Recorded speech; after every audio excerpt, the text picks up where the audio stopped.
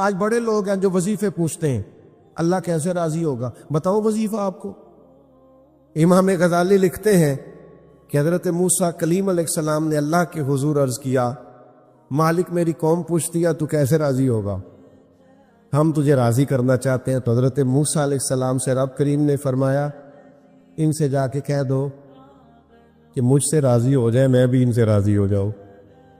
یہ اپنے رب سے راضی رہیں، جو رب ان کے لیے فیصلہ کرے۔ وہ حضرت سفیان ثوری دعا مانگ رہے تھے نا، یا اللہ راضی ہو جا، یا اللہ راضی ہو جا، یا اللہ راضی ہو جا۔ تو حضرت رابعہ بصریہ رحمۃ اللہ علیہا بھی پردے کے پیچھے بیٹھی تھی، تو جب انہوں نے بہت زیادہ اس دعا پر اصرار کیا نا، یا اللہ راضی ہو جا، تو پردے کے پیچھے سے بول پڑی، کہنے لگی سفیان اب کچھ اور نہ مانگے، اللہ سے آگے نہ چلے۔ جناب سفیان کہنے لگے میں دعا ہی کر رہا ہوں کہ یا اللہ تو راضی ہو جا۔ تو فرمانے لگی پہلے اپنے دل پہ ہاتھ رکھ کے بتائیں آپ اللہ سے راضی ہیں؟ حضرت عباس ایک دن عرض کرنے لگے یا رسول اللہ صلی اللہ علیہ وسلم میں تو آپ کی نبوت کی نشانیوں کا بڑا پرانا قائل ہوں۔ محبوب نے فرمایا چچا کس طرح؟ تو عرض کرنے لگے یا رسول اللہ آپ پنگوڑے میں تھے، آپ جدھر جدھر انگلی کا اشارہ کرتے تھے چاند بھی ادھر ادھر ہی چلتا چلا جاتا تھا، چاند جھک جاتا جدھر انگلی اٹھاتے مہد میں، کیا اشاروں پر چلتا تھا کھلونا نور کا۔ نبی پاک صلی اللہ تعالی علیہ وسلم سے عرض کرنے لگے میں تو اس دن کا قائل ہوں، بدر میں زبردستی لائے گئے تھے دباؤ ڈال کے، اور حضور نے یہاں سے ابا سے کہا تھا میرے چچا کو کچھ نہ کہنا، ان کو تو زبردستی لایا گیا۔ نبی پاک علیہ الصلوۃ والسلام کا پیار، اور جب یہ آئے نا تو حضور نے فرمایا اب آئے ہو تو فدیہ بھی دو۔ انہوں نے بھی عذرائے محبت کہا کہ کہاں سے دو؟ تو حضور نے بھی عذرائے محبت فرمایا کہ وہ جو آتی دفعہ میری چچی کو پیسے دے کے آئے تھے کہ آ گیا تو استعمال کر لوں گا ورنہ تم یہ کام کر لینا۔ تو حضرت عباس تو سن کے کانپنے لگے، کہنے لگے وہ تو مجھے اور میری بیوی کے علاوہ کسی کو پتہ ہی نہیں۔ یہ سن کر حضرت عباس پر راشا ہوا طاری کہ پیغمبر تو رکھتا ہے دلوں کی بھی خبرداری۔ خیال آیا مسلمان نیک و بد پہچان جاتے ہیں، محمد آدمی کے دل کی باتیں جان جاتے ہیں، صلی اللہ تعالی علیہ وآلہ وبارک وسلم۔ تو حضرت عباس رضی اللہ تعالیٰ عنہ اس خوبصورتی کے ساتھ نبی پاک صلی اللہ علیہ وسلم کے ساتھ وابستہ، زمانہ جاہلیت میں بھی کچھ لوگ بڑی عزت کی نگاہ سے دیکھے جاتے تھے، کچھ لوگ اس دور میں بھی لکھنا پڑھنا جانتے تھے، ان میں حضرت عباس کا شمار ہوتا تھا، بڑی عزت کی نگاہ سے دیکھے جاتے، اور پھر اللہ تعالیٰ نے انہیں اعزاز عطا کیا۔ بڑے خوش قسمت لوگ ہوتے ہیں جن کے ذمہ مسجد لگتی ہے، بڑے خوش قسمت، بڑے خوش نصیب وہ لوگ ہوتے ہیں جن کی ڈیوٹی لگتی ہے رب کے گھر میں جھاڑو دینے کی، وہ اپنے نصیبوں پہ رشک کریں، جن کی ذمہ داری لگتی ہے، جن کے ہاتھ میں کنجی ہوتی ہے، وہ کبھی دروازہ کھولتے ہیں اللہ کے گھر کا، کبھی بند کرتے ہیں، کبھی یہ سعادتیں محنت سے نہیں ملتی، خدا کے فضل سے ملتی۔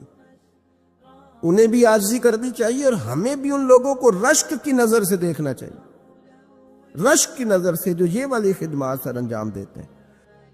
بڑی پرانی بات ہے، ہم ایک جگہ پہ بیٹھے ہوئے تھے، طلباء، ہمارے استاد بھی تھے، تو ایک صاحب آگے کہنے لگے تسی مسیح توڑو؟ تو ہمارے استاد سے فرمانے لگے الحمدللہ الحمدللہ، فرمانے لگے اللہ کے فضل سے، اس کے کرم سے۔ اس کے ساتھ یہ بھی شامل کر لیں این سعادت بزور بازو نیز، یہ سعادتیں بازو کی طاقت سے ملتی ہیں، یہ تو تب ملتی ہیں جب خدا فضل فرماتا ہے۔ حضرت عباس کو یہ اعزاز ملا کہ ان کے والد جناب حضرت عبد المطلب رضی اللہ تعالیٰ عنہ کعبے کی دیکھ بھال کرتے، آب زمزم کا بندوبست کرتے، زائرین کو آسانیاں دیتے۔ ان کے بعد یہ خدمت حضرت عباس کے حصے میں آئی۔ حضرت عباس ڈیوٹی کرتے، روب بڑا تھا، قد بڑا تھا، کبھی بولتے تھے نا رات کو پہاڑی پہ چڑھ کے تو 8 میل تک آواز سنائی دیتی تھی۔ یہ جو ایڈمنسٹریٹر ہوتا ہے نا، اسے بعضوں کا سخت فیصلے بھی کرنے پڑتے ہیں، اس نے کسی چیز کا انتظام کرنا ہوتا ہے نا، اس نے سخت فیصلے بھی یعنی ڈاکٹر کے پاس لوگ علاج کرانے جاتے ہیں پر کبھی کبھی اسے آپریشن بھی کرنا پڑتا ہے، کبھی کبھی وہ مناسب سمجھتا ہے تو کوئی انگلی کاٹ بھی دیتا ہے۔ اب یہ اس کا ظلم نہیں ہے، یہ باقی ساری ذمہ داری ہے اس کی، اس نے انصاف کیا، جڑی بوٹی کاٹے تو اصل فصل کا بھلا ہوتا ہے۔ بات کی سمجھ آ رہی ہے؟ اس لیے جو ایڈمنسٹریٹر ہوتا ہے نا بندوبست، اس سے لوگوں کو شکوے بھی ہوتے ہیں، دیکھو جی فلانے سے کو چھٹی دے دی، فلانے سے معذرت، یہ شکوے بھی ہوتے ہیں، لیکن چونکہ وہ ایڈمنسٹریٹر ہے اس نے نہ چاہتے ہوئے بھی کچھ سخت فیصلے کرنے ہوتے ہیں۔ حضرت عباس کا رعب تھا، کسی کی طاقت نہیں تھی حرم شریف میں کوئی بات بھی کر سکے، نہ کوئی غیبت کر سکتا تھا، نہ کوئی غلط جملہ نکالتا تھا۔ یہ حضرت عباس کا رعب تھا، فرماتے تھے یہ رب کا گھر ہے، اس کا ادب کرنا پڑے گا۔ اللہ تعالیٰ نے انہیں اعزاز دیا، شان دی۔ نبی پاک صاحب الالاق سید عالم صلی اللہ علیہ وسلم ان سے محبت فرماتے ہیں۔ ایک دن حضور نے فرمایا، امام سیوطی نے بھی اس کو لکھا ہے اور امام طبرانی نے بھی، ایک دن حضور نے فرمایا چچا کل گھر رہنا، میں آپ کے گھر آؤں گا۔ اور یار سارا زمانہ منت کرے کہ لنگ کئی مہینے تے برس گئے تے تیری دید نو تیدے ترس گئے، لوگ منت کرے اور یہاں حضور خود فرمایا چچا میں آؤں گا کل تمہارے گھر۔ نرخ بازار محبت کا انوکھا ہی ہو گیا۔ نبی کریم صلی اللہ تعالی علیہ وسلم نے فرمایا چچا کل گھر رہنا، میں آؤں گا۔ چاشت کی نماز کے بعد محبوب ان کے گھر گئے، اتنا پیار ہے چچا سے، اتنی محبت ہے نبی پاک کو، اپنے اس قریبی سے تشریف لے گئے اور پھر ان کو سارے خاندان سے کہا ایک جگہ اکٹھے ہو جاؤ۔ جب وہ اکٹھے ہو گئے تو اپنی مقدس چادر اوپر ڈال دی سب کے، اور پھر ہاتھ اٹھا کے کہا اللہ یہ میرے چچا ہے، میرے والد کی جگہ ہے، یا اللہ یہ میرا خاندان ہے، مالک جس طرح میں نے انہیں اپنی چادر میں چھپا لیا ہے تو بھی رحمت میں چھپا لینا اور دوزخ سے ہمیشہ کے لیے دور فرما دینا۔ نبی پاک صلی اللہ علیہ وسلم نے پیار کیا۔ میرا یہ تجربہ ہے، بھتیجے بڑے پیارے لگتے اور بھتیجوں کو بھی چچا پیارا، لیکن وہ چونکہ برابر کا شریک ہوتا ہے نا ابا جائیداد میں چچا کے ساتھ، تو پھر تھوڑی بہت ہلکی ہلکی رنجشیں بھی۔ میں اکثر کہتا ہوں کہ بندہ اپنے بچوں کے سامنے بھائی کی غلطیاں بیان کر لیتا ہے نا پہلے، کبھی غصہ آتا ہے پھر وہ ساری باتیں کر بیٹھتا ہے، لیکن اندر سے نا وہ بھتیجے برے لگتے نہیں، وہ اپنے بچوں سے ڈرتے ڈرتے باتیں کرتا ہے۔ میں ویسے بچے کہہ رہا ہوں، آپ نے کچھ اور بھی سمجھنا ہوا تو سمجھ لیجئے گا، میں ویسے بچے کہہ رہا ہوں کہ وہ ڈرتا ڈرتا باتیں بھائیوں کی کرتا ہے، لیکن بہرحال وہ پیارے ہوتے ہیں۔ میں نے دیکھا ہے ہمارے والد صاحب کبھی چچاؤں کو ضرورت پڑ گئی، کوئی ضرورت تو اب وہ بات بلا کس طرح کرتے، وہ میرے کو نہ پھر 2 لاکھ مانگ لیا ہے، میں نہیں انہیں دے سکتا، انی نہیں میری مل پہ لاکھ کو دیاں گا پتر کنے کوئی دا پیچھے۔ تو میں ان کا چہرہ دے کے کہتا تھا، میں کہ ابا جی دل تو اڈا 2.5 دن تے کردا ہے، لیکن وہ ہمیں مطمئن کر رہے ہیں نا، آپ ہمیں راضی کر رہے ہیں، تو دل تو اڈا کردا ہے کہ انہیں 2 مانگے تو میں انہوں 2.5 دیا۔ پیارے ہوتے ہیں نا بھائی، کیا کیا جائے، ان جیسا رشتہ کوئی نہیں۔ لیکن وہ بندہ باتیں کر بیٹھتا ہے تو تھوڑا بہت پھر وہ نا اپنے بچوں کو مطمئن کرنے کے لیے، وہ بھی میں نے بھائی دیکھے ہیں جو دروازوں پہ کھڑے ہو کے بھائیوں کو دیکھتے ہیں، بیماریوں سے دیکھتا ہے، ایسے قد اونچا ہوتا ہے میرا بھائی فلانی جگہ کامیاب ہو گیا، یہ ہوتا ہے، کیا کیا جائے۔ تو حضرت عباس رضی اللہ تعالیٰ عنہ کا حضور سے پیار اور نبی کریم کا اپنے چچا سے پیار، یہ کوئی انفرادی سا رنگ ہے، انفرادی سا۔ اور پھر چچی کا پیار، ایک دفعہ حضرت ام فضل نے نا لاٹھ لے کے ڈنڈا لے کے مارا ابو لہب کو، اس نے کو بات ایسی کر دی تھی تو چچی نے مارا، یعنی چچی کا حضور سے بڑا پیار۔ میں کبھی کہتا ہوں کہ آپ کو یہ ساری باتیں مجھے اور آپ کو پتہ چل جائے نا، صرف پتہ ہی چل جائے، ان سے اتنی روشنی ملے گی کہ ہمارے گھروں تک نور آئے گا، ہماری گھریلو زندگیاں سکون میں آ جائیں گی اگر ان لوگوں کے حالات ہم تک آ جائیں۔ نبی پاک صلی اللہ تعالی علیہ وآلہ وسلم اتنی محبت کرتے، 3 چیزیں بڑی زیادہ تھی حضرت عباس کے اندر، خود حضور نے بیان فرمایا، فرمایا کہ تو عباس سخی بڑے، اور یہ یاد رکھیے گا بخاری میں پورا باب ہے کہ بندہ جیب کا سخی نہیں ہوتا، سخی بندہ دل کا ہوتا ہے۔ حضرت عباس سخی بڑے تھے، صلہ رحمی کرنے والے بڑے تھے، رشتہ داروں سے اچھا سلوک کرنے کی کوشش کرتے تھے، بہترین۔ تیسری بات یہ تھی کہ غلام آزاد کراتے تھے۔ اس کا اگر آج آپ اپنی زبان میں ترجمہ کریں تو جو لوگ مقروض نہیں ہو جاتے، جب تک بندے کی جیب میں پیسے ہوتے ہیں تو رشتہ دار بھی پہنچتے ہیں، دوست بھی پہنچتے ہیں، لنگر بھی چلتے ہیں، چندوں والے بھی پہنچتے ہیں، مسجد بنانی ہے، مدرسہ بنانا ہے، قبرستان کا مسئلہ ہے، گلی بنانی، سارے پہنچتے ہیں۔ اور اگر قرضہ چڑھ جائے تو پھر ادھر ادھر بیٹھ کے باتیں کرتے ہیں، کہتے ہیں اس نے دھوکے کیے، اس نے فراڈ کیے، اس نے فلان کیے۔ او خدا کے بندو، قرضہ تو چڑھ ہی جاتا ہے، اور اگر قرضہ ولیوں پہ رہا، صحابہ پہ رہا، انبیاء پہ رہا، یہ کوئی اس طرح کا مسئلہ ہے کہ آپ جس بندے کو جس اینگل سے بھی دیکھیں اس پر۔ میں رات دوستوں سے کہہ رہا تھا کہ ایک بندہ مصیبت میں اور دوسرا اسے دیکھ کے خوشی کا اظہار کر رہا ہے۔ معاذ اللہ، ایک بندہ مشکل میں ہے، نبی پاک صلی اللہ علیہ وسلم نے فرمایا کسی کو مصیبت میں دیکھ کے خوشی کا اظہار نہ کرنا، ورنہ اس پہ اللہ رحمت کر دے گا اور تمہیں اس میں مبتلا کر دے گا۔ ہم تو الٹا کہانیاں بناتے ہیں، تنقید کرتے ہیں، بندہ الجھ جائے تو طنز کرتے ہیں۔ باغاں اندر ہریل توتا تے نمیاں نمیاں روے، تے آکھے باغاں والےو پتھر نہ مارو متے کوئی پردیسی ہوئے۔ پہلے ایک آدمی تکلیف میں او تاڑی مار اڑانا باہو اسی تے گئی اڈن آ رہے، پہلے دکھ میں ہے اور تو اور تکلیف دے رہا ہے۔ اس لیے عزیزو، یہ جو انداز ہے یہ ٹھیک نہیں ہے۔ حضرت عباس کا طریقہ کیا ہے؟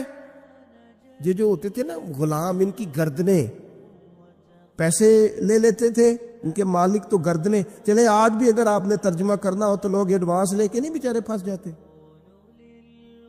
جان چھوٹتی ہے پھر اس ملازم کی۔ تھوڑے تھوڑے قرضوں میں لوگوں کو قیدی نہیں بنا لیا جاتا۔ حضرت عباس کا شوق تھا غلاموں کو خرید کے آزاد کرنا۔ کہتے تھے اللہ کے بندے آزادی سے زندگی گزارے تو میرا دل ٹھنڈا ہوتا ہے۔ غلام آزاد کرنا، او بھائی مقروض کو تو زکوٰۃ بھی لگتی ہے۔ ہمارے یہاں جب لوگ مقروض ہو جاتے ہیں تو معاذ اللہ خودکشیاں کرتے ہیں، کیوں؟ کہ ہم آگے بڑھ کے ان کا ہاتھ نہیں تھامتے، ان کی مدد نہیں کرتے۔ حضرت عباس نے تو وصال سے کچھ دن پہلے اپنے شہزادے سے فرمایا یہ میں نے 70 لوگوں کی لسٹ بنائی ہے، یہ غلام ہے، پتر ان کو خرید کے آزاد کرنا ہے۔ 70 لوگ آزاد کیے انہوں نے۔ لوگوں کی گردنیں چھڑانے کے لیے کردار ادا کریں۔ اگر کوئی بیچارہ کہیں الجھ گیا تو بازو تھام کے باہر نکالیں، یہ خیر والا کام ہے، اسے کرے۔ نبی پاک صلی اللہ علیہ وسلم کی جو خوبصورت مسجد مبارکہ نا، مسجد نبوی شریف، اس کے بالکل ساتھ پہلے تو حضرت عباس نے کئی دفعہ کہا یا رسول اللہ میں بھی آ جاؤں مدینے، پر میں آپ وہاں ٹھہریے۔ اور حضور فرمانے لگے میں نبیوں میں آخری ہوں اور لگتا ہے آپ ہجرت کرنے والوں میں آخری ہوں گے، مدینے کی طرف آنے والے۔ خود حضور نے جب اجازت دی تو تشریف لائے، مسجد نبوی کے ساتھ مکان بنایا۔ حضرت عمر فاروق کا دور خلافت تھا، یہ آپ کو کتب احادیث میں ہر جگہ حدیث ملے گی، اور مسند امام احمد بن حنبل میں ملے گی۔ آپ گزر رہے تھے حضرت عمر فاروق، تو حضرت عباس کا گھر قریب تھا، تو جمعے والا دن، بعض کتابوں میں آتا ہے جمعے کا دن تھا، حضرت عمر آ رہے تھے اور انہوں نے نا اوپر کوئی مرغا بھی ذبح کیا ہوا تھا اور پانی بھی چل رہا تھا، تو پرنالا گلی میں تھا، وہ پانی حضرت عمر پہ گرا۔ آپ نے محسوس کیا کہ تو باقی نمازیوں کو بھی تکلیف دیتا ہوگا، بھائی مسجد کے دروازے پر پرنالا ہو تو کوئی برداشت کرتا ہے؟ حضرت عمر نے کہا اکھیڑ دو پرنالا، اکھیڑ دیا۔ سید اللہ فاروق اعظم نے نماز پڑھائی، نماز کے بعد حضرت عباس آئے رضی اللہ تعالیٰ، کہنے لگے پرنالا آپ نے اکھیڑا؟ جناب عمر نے وجہ بیان کی، فرمایا وہ چینٹے پڑتے تھے، نمازیوں کو تکلیف ہوتی تھی، معقول وجہ، اکھیڑ دیا۔ حضرت عباس کہنے لگے بالکل ٹھیک ہے، میں آپ پر کوئی جبر نہیں کرتا، میں جواب میں کوئی بات نہیں کرتا، ایک بار صرف کہتا ہوں وہ سن لیں گے؟ حضرت عمر نے کہا کہیے۔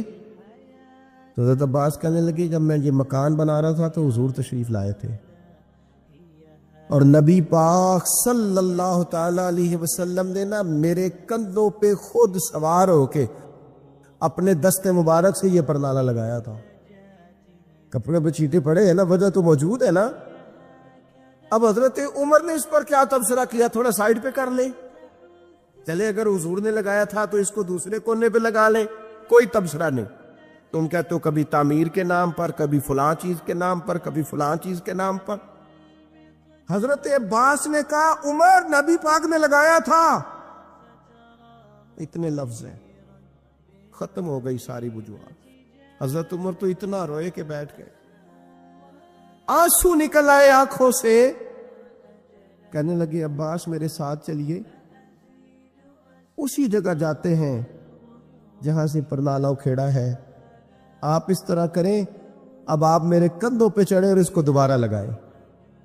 جس چیز کو رسول کریم نے جہاں لگایا تھا اس کو ہٹانا، ہم نے نہ کبھی قطرے پہ غور کیا اور نہ دریا دیکھا، بس جہاں تیری جھلک دیکھی وہی ڈوب گئے۔ میرے دوستو یہ تو انداز ہمیں صحابہ نے دیا ہے۔ میں اور آپ اس رسول کے ماننے والے ہیں جس کریم محبوب نے وصال ظاہری سے پہلے منبر پر بیٹھ کر صحابہ سے کہا تھا میرا ارادہ ہو گیا ہے لوٹ جانے کا، میری طرف سے کسی کو تکلیف پہنچی ہو تو میں حاضر ہوں۔ ہاں نہ ذرا ایک ایک کر کے ہم بھی 2 منٹ کے لیے بہو سے پوچھ نہ لیں، داماد سے پوچھ نہ لیں، جس بیوی نے ساری زندگی کوڑے کے نیچے وقت گزارا ہے اس سے پوچھ نہ لیں کہ تم میری طرف سے راضی ہے کہ ناراض ہے۔ پڑوسیوں سے 1-2 دفعہ بات کر نہ لیں۔ ایک صحابی اگر میدان بدر کے اندر عرض کرتے ہیں کہ یا رسول اللہ آپ نے صفیں سیدھی کراتے وقت مجھے تیر چبھویا ہے، حضور تو معصوم عن الخطا ہے، محبوب کے لیے تو یہ تصور کرنا جرم ہے، لیکن ہماری تعلیم کے لیے وہ صحابی کیا کہتے، حضور مجھے تیر چبھویا ہے، تو محبوب کیا فرماتے، مجھے استثناء حاصل ہے، وزیر اعظم پر، گورنر صاحب پر اور صدر پر پرچہ ہی نہیں ہو سکتا، میں چونکہ فلاں عہدہ رکھتا ہوں لہذا میرے ساتھ کیسے تو نے بات کر لی۔ یہ میرے رسول کا دیا ہوا طریقہ ہے۔ محبوب کریم نے گویا اپنے لفظوں میں بات کر رہا ہوں، حضور نے جو قانون بنایا تھا محبوب نے خود اپنے آپ کو اس قانون کے حوالے کیا، فرمایا آ جا میں کرتا ہٹاتا ہوں تو بدلہ لے لے۔ ہاں نا آؤ نا 2 منٹ کے لیے اپنے آپ کو کٹہروں میں کھڑا کرو نا، آؤ جس جگہ پہ بیٹھ کے 25-30 سال سرکاری نوکری کی ہے، آؤ نہ اپنے آپ کو کٹہرے میں کھڑا کرو، اپنی عدالت میں اپنے آپ کو پیش کرو۔ نوکری کی ہے کہ تعلقات نبھائے ہیں، سرکاری نوکری کی ہے کہ افسروں کو راضی کیا۔ آؤ نا جن کو منصب ملے ہیں، منصب جن کو عہدے ملے ہیں، جن کو بڑا کچھ ملا ہے، وہ تھوڑی دیر کے لیے آئے نا اپنے آپ کو کٹہروں میں کھڑا کر۔ وہ پیر صاحب، وہ مولوی صاحب جن کے لوگوں نے ہاتھ بھی چومے اور ان کے پیروں میں نذرانے بھی ڈالے، اور گھنٹوں لوگوں نے سڑکوں پہ پھول لے کے جن کا استقبال بھی کیا، اور جن کے بچوں کو بھی لوگوں نے سلوٹ کیا کہ یہ شیخ کی اولاد ہے، وہ آئے نا کبھی کٹہرے میں کھڑے ہو کے بتائے نا جس دین نے انہیں اتنا دیا ہے انہوں نے اس دین کو کیا دیا ہے۔ وہ اپنی عدالت میں خود پیش ہوں، وہ بتائیں کہ تم بتاؤ نا تمہارے ارد گرد والے بہت سارے لوگ وہ بھی ہیں جو چھابڑی لے کے سودا بیچنے جاتے ہیں، تمہارے ساتھ اٹھنے بیٹھنے والے وہ بھی ہیں جو 30-40 ہزار کی نوکری کرتے ہیں، خس خس جنہ قدر دا میرا تے صاحب نو وڈیائیاں، میں تے گلیاں دا روڑا کوڑا تے محل چڑھایا سائیاں، تو دے نہ جواب دے، لیکن حق بات کی ضرورت ہی نہیں، مزاج ہی نہیں، طے کر لیا ہے کہ حق نہیں کہنا، صرف گروپ بندی کرنی ہے، صرف مزاج یہ بنا لیا ہے کہ میں کسی کو ناراض نہیں کرنا چاہتا، ہو جائے ساری دنیا ناراض ہوتی ہے، بس یہ سوچ کے رات سو جانا سارے ناراض ہو جائیں تو کام چل جائے گا، کہیں اللہ رسول نہ ناراض ہو جائے، یہ سوچ کے سویا کرو۔ ہمارا حضرت صفیہ رضی اللہ تعالی عنہا ام المومنین ہے، آپ کا چونکہ ایک یہودیوں کی فیملی سے تعلق تھا، فرماتے ہیں میرے والد اور میرے چچا مجھ سے بڑا پیار کرتے تھے، میری طرف بڑی توجہ رکھتے تھے، تو میں جس دن حضور مسجد قباء کے قریب تشریف لائے تو میرے چچا اور والد حضور سے مل کے آئے، تو ان کی کیفیت اتنی بدلی ہوئی تھی، انداز اتنا بدلا ہوا تھا کہ میں ان سے ملنے گئی تو انہوں نے توجہ ہی نہیں کی، میں دروازے تک ان کے استقبال کو گئی، انہوں نے توجہ کوئی نہیں کی، بڑے عجیب سے پریشان تھے۔ پانی پوچھا تو انہوں نے اس پر بھی کوئی بات نہ کی، ایک دوسرے سے وہ کلام کرنے لگے والد اور چچا، تو میرے چچا والد سے پوچھتے ہیں کہ وہ جو تورات میں ہم نے نشانیاں پڑھی تھی یہ وہی نبی ہیں؟ تو میرے والد کہنے لگے حرف حرف سچا ہے، یہ وہی پیغمبر ہے۔ تو میرے چچا کہنے لگے پھر خیال کیا ہے آپ کا، کرنا کیا ہے؟ تو کہنے لگے میں جب تک زندہ رہوں گا معاذ اللہ ان کی مخالفت کرتا رہوں گا۔ حق پہنچ گیا ہے، اطلاع آ گئی ہے، انشراح صدر ہو گیا ہے، دل گواہی دے رہا ہے سچے رسول۔ حضرت صفیہ رضی اللہ تعالیٰ عنہ ام المومنین فرماتی ہیں کہنے لگے یہ وہی رسول ہیں، ایک ایک بات سچی ہے، ایک ایک حرف سچا ہے، ایک ایک قول سچا ہے، ان کی تو ادائیں بھی وہی ہیں جو تورات زبور انجیل میں لکھی ہیں، لیکن میں ساری زندگی مخالفت کروں گا۔ ہم نے غور کرنا ہے یہودیوں والی یہ عادت کہیں مسلمانوں میں تو سرایت نہیں کر گئی، جس کا ہمیں پورا پتہ چل جاتا ہے یہ حق ہے، ہم اس کے بھی مخالف ہیں، جس کی بات کے بارے میں انشراح صدر ہو جاتا ہے، دل گواہی دیتا ہے کہ بات بالکل ٹھیک ہے، اس کو بھی قبول نہیں کرتے۔ تو اہل یہود کا طریقہ ہے، مسلمانوں میں کیسے آ گیا؟ یہ کب ہوتا ہے؟ یہ کیوں ہوتا ہے؟ کیا چیز وجہ بنتی ہے کہ جب انسان اس طرح کا رویہ اختیار کرتا ہے؟ تو قرآن مجید نے اسے بھی بیان کیا، فرمایا اَرَأَيْتَ مَنِ اتَّخَذَ إِلَٰهَهُ هَوَاهُ، کیا آپ نے اس شخص کو دیکھا ہے جس نے اپنے نفس کی خواہش کو ہی اپنا خدا بنا لیا؟ اَرَأَيْتَ، کیا آپ نے دیکھا ہے مَنِ اتَّخَذَ إِلَٰهَهُ هَوَاهُ، اس شخص کو دیکھا ہے جس نے خواہش نفس کو ہی خدا مان لیا۔ نبی پاک صلی اللہ تعالی علیہ وسلم نے ارشاد فرمایا آسمان کے سائے کے نیچے اللہ کے سوا پوجے جانے والے معبودوں میں سے سب سے سنگین اللہ کے نزدیک وہ معبود ہے جو لوگ اپنے نفس کی خواہش کو معبود بنا کے پوجتے ہیں۔ رب کہتا ہے انہوں نے اللہ کے مقابلے میں معبود بنا لیا، کس کو؟ نفس کی خواہش کو۔ ایک طرف اللہ کا حکم ہے، ایک طرف نفس کی خواہش ہے، چلتے کس طرف ہیں؟ رب کہتے ہیں انہوں نے نفس کی خواہش کو اپنا معبود بنا لیا، اللہ کا حکم نہیں مانتے۔ میں آپ سے ایک بات پوچھتا ہوں، جنازے کو بھی نماز ہی کہتے ہو نا؟ اس کا پورا نام کیا ہے؟ کو بھی نماز ہے اور فجر والی بھی نماز ہے۔ کتنا دوڑ رہا ہے بندہ، محلے کا ایک علاقے کا ایک بااثر آدمی انتقال کر گیا، دوڑ رہا ہے، چھٹی لی ہے، بھاگا آیا ہے، جلدی سے وضو کیا، جنازہ پڑھنا ہے، لمبا چوڑا رش ہو گیا، صفیں گنی نہیں جا رہی، سر گنے نہیں جا رہے، یہ کس لیے آئے؟ کہتے نماز پڑھنے ہے جنازے کی۔ اگر تو آئے ہو نماز پڑھنے تو فجر بھی نماز ہی ہے، ظہر بھی نماز ہے، عصر بھی نماز ہے، مغرب عشاء بھی۔ اگر تو نماز پڑھنے آئے ہو تو بتاؤ یہ والی چھٹی تم نے 5 نمازوں میں کیوں نہیں لی؟ اگر تو آئے ہو نماز پڑھنے تو پھر بتلاؤ یہ والا اہتمام فجر میں کیوں نہیں ہوا؟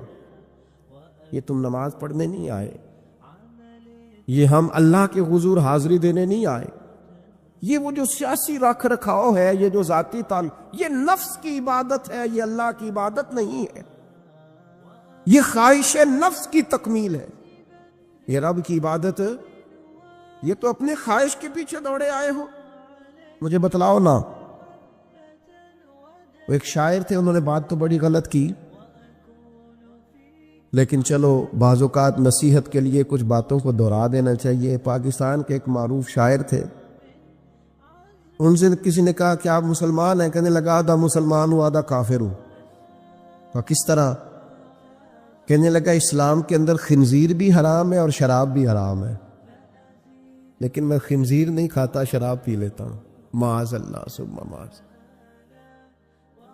کہنے لگا خنزیر سے مجھے نفرت ہے، شراب میں چھپ کے کئی کونے میں جا کے پیتا ہوں تو آدھا مسلمان ہوا نا۔ کہ اگر تو میں دین کا حکم سمجھ کے نفرت کروں تو پھر جتنی خنزیر سے کروں اتنی شراب سے بھی کروں۔ تو کسی نے اس پر تنقید کرنی چاہی تو اس نے کہا ٹھہر جا ذرا سن، جس طرح شراب حرام ہے، جس طرح جوا حرام ہے، جس طرح خنزیر حرام ہے، ملاوٹ بھی تو اسی طرح ہی حرام ہے، حرام مال بھی تو اسی طرح ہی حرام ہے۔ یہ کیسی تمہارے نفس کی خواہش ہے کہ خنزیر نہیں کھاتے؟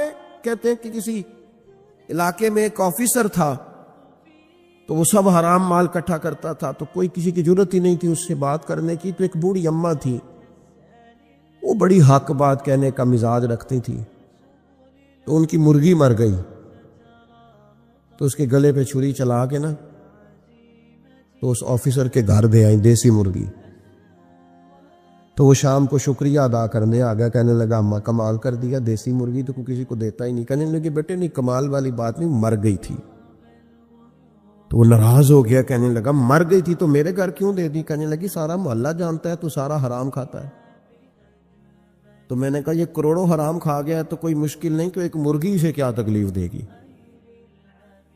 تو اللہ نے اس کے دل میں بات ڈالی، اس کو اثر ہوا، وہ رونے لگا، کہنے لگا بات تو ٹھیک کر رہی، کروڑوں روپیہ حرام کا آئے تو وہ چونکہ نفس پسند کر رہا ہے تو وہ ٹھیک ہے، اور ایک مرغی صرف چھری نہیں چل سکی مر گئی تو اس سے الٹی آ رہی ہے، کہہ رہی ہے کیا مطلب ہے اس کا؟ وہ ہمارے ایک دوست ہیں، وہ کہتے ہیں ہمارے زمانے میں لوگ اس طرح کے پرہیزگار ہیں کہ ایک شخص کو ایک نیا جوتا مل گیا کہیں گرا ہوا، اس نے اس کا مالک ڈھونڈنا شروع کیا، کسی کا نیا جوتا گر گیا سڑک پہ تو ڈھونڈتا رہا، ایک پیر تھا، ڈھونڈتا رہا، وہ کس کا ہے بھائی کس کا ہے؟ تھوڑی دیر آگے جا کے اسے اس کا دوسرا پیر بھی مل گیا، پھر اس نے مالک ڈھونڈنا چھوڑ دیا۔ پہلے وہ نیک تھا کیونکہ ایک جوتا تھا نا، پہن نہیں سکتا تھا، جیسے ہی اسے اتنی تکلیف کی بات ہے امت مسلمہ میں، نفس کی خواہش کو خدا بنا لیا، جو تیری طبیعت میں آئے ویسے ماں باپ کو تو وقت نہیں دے سکا، ویسے اگر تجھے کہا جائے کہ ماں باپ کی طرف سے کسی یتیم بچے کا خرچہ اٹھا لے وہ تو نہیں اٹھا سکتا، تیرے ماں باپ چلے گئے ان کی وجہ سے تو کسی غریب بہن بھائی سے تعاون کر تاکہ ماں باپ خوش ہو، اصالِ ثواب وہ تو نہیں کر سکتا، دیکھیں چیلم پہ 50 پکیں گی، جو کہ پتہ چلے نا برادری کو کہ جناب نے چیلم کیا۔ یہ نفس کی خواہش کو خدا بنا لی۔ سیاسی افطاریاں ہو رہی ہیں، کسی کی نیت پر شک نہیں، اچھی نیت سے لوگ افطاری کراتے ہوں گے، لیکن وہ گھروں کا بھی تو ہمیں پتہ ہے نا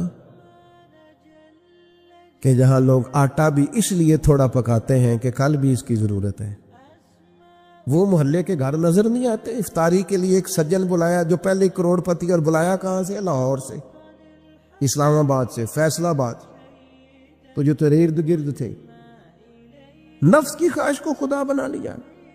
بندہ مومن کی یہ شان نہیں ہے۔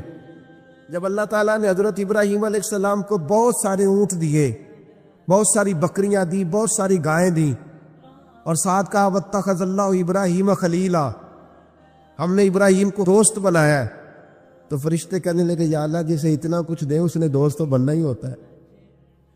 فرشتے نے کہا نا، انہوں نے پہلے بھی کہا تھا نا کہ یا اللہ یہ خون ریزیاں کریں کہ زمین میں اگر تو بنائے گا، فرمایا جاؤ جا کے میرے ابراہیم کا امتحان کر لو۔ فرشتہ آ گیا اور آ کے اس نے کیا کیا؟ وہ بیٹھ گیا، بڑی بڑی فصل تھی اس کے بیچ، اور بیٹھ کے اس نے تسبیح پڑھنی شروع کر دی، سبحان اللہ والحمد للہ لا الہ الا اللہ واللہ اکبر، اللہ کا ذکر شروع کر دیا۔ ना इल्मा विच फसा सानू तू यार दी गल सुना सानू। वो जिक्र कर रहा है हजरत इब्राहिम अलैहिस्सलाम ना मचलते दौड़, इधर देखो मेरी तरफ। बंदा खुद कितना भी जाकर क्यों ना हो, कभी कभी किसी के मुंह से यार का जिक्र बड़ा ही प्यारा लगता है। मैंने एक महफिल में हाजिर था तो नात का नात पढ़ रहा था, तेरी निस्बत ने सवारा मेरा अंदाज़े हयात, मैं अगर तेरा ना होता सगे दुनिया होता। सग का माना कुत्ता, अगर तेरा ना होता तो दुनिया का कुत्ता होता।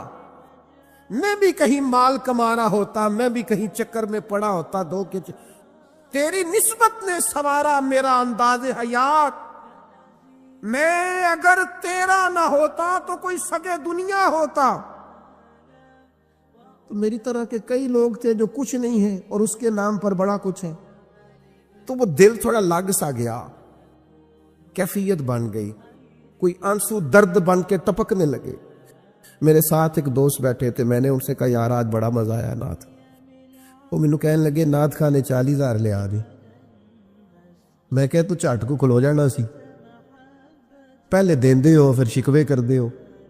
और मैंने कहा जरा ठहर जा, ठहर के बता, थोड़ा मजा तो ले लेने दे, कभी कभी किसी के मुंह से सुनना अच्छा बड़ा लगता है।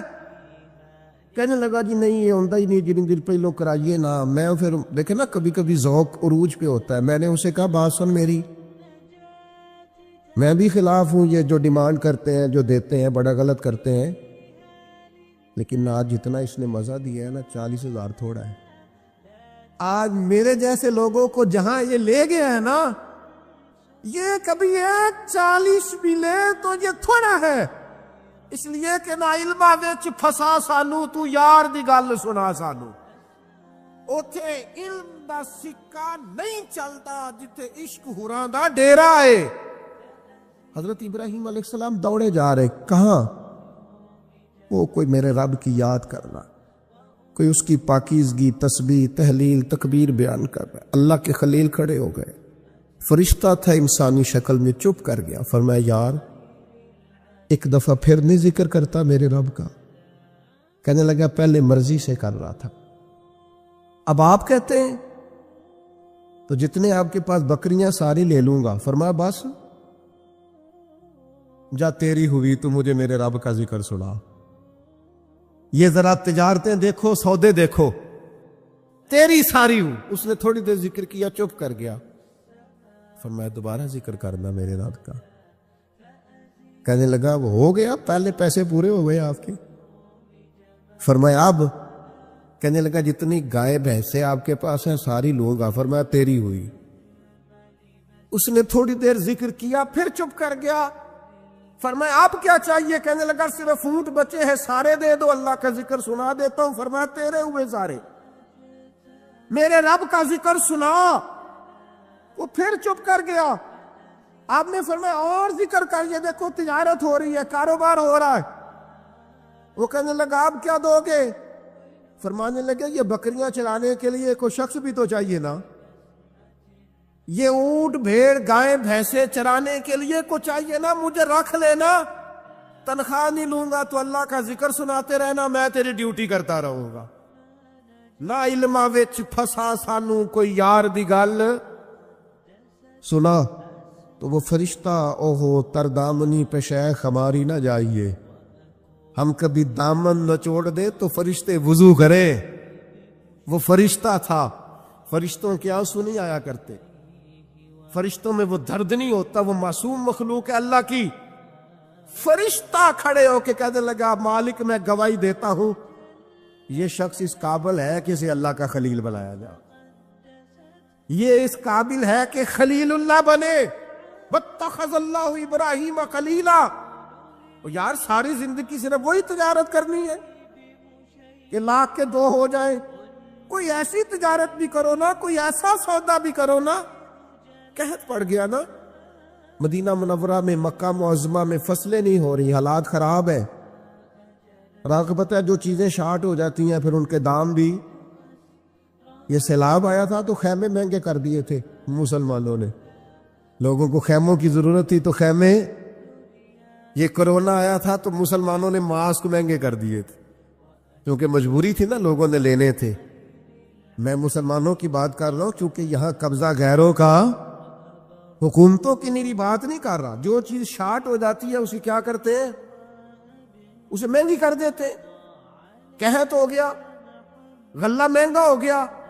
حضرت عثمان غنی رضی اللہ تعالیٰ عنہ نے کسی ملک سے 10 اونٹ غلے کے بھرے ہوئے بوریاں لدی ہوئی منگائے. تاجر آگے کہنے لگے عثمان آپ بڑے تاجر ہیں، تو اس زمانے میں آپ کا مال آ رہا ہے تجارت کا، تو آپ ہم مال نہیں دیکھتے، جو ہے نا اندر، جو جس طرح کا بھی ہے، جتنی قیمت آپ نے بتائی ہے وہ بھی آپ پر اعتماد کرتے ہیں، اس سے ڈبل لے لیں. تو عثمان غنی فرمانے لگے میں نے سودا پہلے کر لیا. شانے تاجر تھے نا، اس طرح کی بھی تجارتیں ہوتی ہیں. فرمایا میں نے سودا کر لیا، مجھے تو اس سے زیادہ ملتا ہے. ایک تاجر بولا کرنے لگا چلو 3 گنا لے لیں.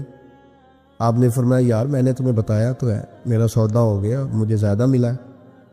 ایک نے کہا 4، ایک نے کہا 5. بالآخر کہنے لگے اس سے زیادہ تو کوئی دے ہی نہیں سکتا، ہم بھی جانتے ہیں سارے مکے کو، سارے مدینہ طیبہ کو، اتنا بڑا تاجر ہی کوئی نہیں. آپ کو کتنا مل رہا ہے؟ فرمایا 700 گنا. وہ کہنے لگے جی یہ سوال ہی نہیں پیدا ہوتا، آپ بندے تو بڑے سچے ہیں، پتہ نہیں آپ کیا کہہ رہے ہیں. اٹھ کے چلے گئے. مال آ گیا. حضرت عثمان غنی رضی اللہ تعالیٰ عنہ نے مدینہ شریف میں اعلان کرایا جس جس غریب کے پاس غلہ کوئی نہیں آ کے لے جائے. وہ تاجر پھر آئے کہ جناب سمجھ نہیں آئی، آپ تو کہتے تھے میں نے سودا کر لیا ہے. عثمان غنی فرمانے لگے دنیا دار ہو نا وہیں اڑے ہوئے ہو، میں نے واقعی سودا کیا ہے، پر کیا اپنے رب کے ساتھ ہے. میرا مالک 700 گنا اجر دے گا، وعدہ ہے اس کا. اس کے بھوکے بندوں کو، غربا کو، مساکین کو، یتیموں اسیروں کو کھلاؤں گا تو 700 گنا. ساری تجارتیں بندوں سے نہیں ہوتی، کچھ تجارتیں رب سے بھی ہوتی. کچھ سودے ایسے ہیں جو اللہ کے ساتھ ہوتے، جو رسول کائنات کے ساتھ ہوتے. لہذا ہم نے سودا کر لیا، تجارت ہو گئی. یہ بڑی قیمتی تجارت ہے. وہ تاجر کہنے لگے عثمان اللہ تمہارے ایمان میں اور مضبوطی پیدا فرمائے. کیا جب لوگ ریٹ بڑھا کے چیزیں بیچ سکتے ہیں آپ نے فری کر دی، فی سبیل اللہ کر دی. دوستو کچھ تجارتیں ایسی ہیں جو اللہ کے ساتھ بھی کرو، کچھ سودے ایسے ہیں جو قیامت کے لیے بھی بچا کے رکھو. کچھ چیزوں کا نفع آپ یقین کریں جہاں جس کا جو بھی تعلق ہے صرف دنیا کے لیے، صرف دنیا داری سیدھی کرتے ہیں. مرشد کے ایک میں نے بات کرنی ہے، اور وہ میرے دوست بڑے مجھ سے پیار کرتے ہیں اور میں بھی بڑا ہی پیار کرتا ہوں. مسجد میں بیٹھا ہوں اور باوضو ہوں اور دیانتداری سے کہہ رہا ہوں مجھے اپنے سنگیوں سے بڑا ہی پیار ہے. لوگ کہتے ہیں پیر جھوٹے ہیں، جعلی ہیں. میرا کہنا یہ ہے کہ مرید بھی بڑے جعلی ہیں. وہ پیر صاحب سے آ کے کہتے ہیں میری دنیا داری نہیں چل رہی، کوئی دعا کر دے. دنیا داری سے پیر کا کیا تعلق؟ یہ تو نے جا کے مشورہ کسی تاجر سے کر لینا تھا پیسے کیسے کمایا جاتا ہے. جعلی مریدی کرتے ہو جس سے صرف اللہ رسول کے لیے رشتہ رکھنا چاہیے تھا، اس سے دنیا داری کا رشتہ رکھتے ہو. اس سے وہ والا تعلق بناتے ہو جس سے تھوڑی دنیا چمکے، لوگوں کو پتہ چلے میرا تعلق ہے، میرا رابطہ ہے. حضرت سلطان باؤ رحمت اللہ نے رو کے کہنے لگے. کسی نے کہا تھا حضور بڑے مرید ہیں آپ کے، تو حضرت سلطان باؤ رو پڑے. فرمانے لگے رب دا طالب کوئی نہیں ملیا، اے جو ملے طالب زردہ ہوں. یہ دنیا کے طالب ملے، دنیا کے. یہ یہاں بھی آتے ہیں نماز پڑھوں تو رزق میں برکت ہو جائے، نماز پڑھوں تو کاروبار چل جائے، اللہ اللہ کروں تو میرا فلانا کام ہو جائے، کوئی وظیفہ بتا دے مشکلیں حل ہو جائے. او یار وہ بھی تو وظیفہ پوچھنا جس سے اللہ راضی ہو جائے، وہ بھی تو وظیفہ پوچھنا جس سے حضور کی محبت نصیب. رب دا طالب کوئی نہ ملیا، جو ملیا طالب زرتا ہوں. سہ نفل نمازاں پڑھیاں، ظالم نفس نہ مردہ ہوں. بانج فقیروں کسے نہ ماریا، اے ہوئی چور اندر داؤ۔ خدا کے بندو، کس طرح کا تعلق، کس طرح کا لینا دینا۔ میرے حضور قبلہ عالم رحمت اللہ تعالی علیہ فرمایا کرتے تھے، دوستو مجھے دنیا کا کام کوئی نہ بتانا، میں نے اپنے رب سے کہہ دیا ہے کہ ان کے دنیاوی مسئلے ویسے ہی حل رکھنا، انہیں مجھے کہنا ہی نہ پڑے۔ دنیا کے مسئلے نہ بتانا، مجھ سے اللہ رسول کی بات پوچھنا، کیونکہ میں چھوٹا سا طالب علم ہوں دین کا، میں تمہیں اللہ رسول کی بات بتانا چاہتا ہوں۔ کیا کریں؟ یہ والی تجارت کرو اللہ کے ساتھ، یہ والا رشتہ بناؤ۔ ایک خاص بات اور آپ سے کرنی ہے، ایک بہت بڑی تجارت، ذہنی تجارت بھی ہے۔ اللہ کی رحمت کی امید کبھی نہیں چھوڑنی۔ یہ انویسٹمنٹ کرنی ہے کہ کبھی، آپ کو پتہ ہے رحمت الہی کی امید رکھنا واجب ہے، یعنی یہ ذنی مسئلہ نہیں، یہ ضروریات دین کا مسئلہ ہے، اور یہ امید آخر تک نہیں ٹوٹنی چاہیے۔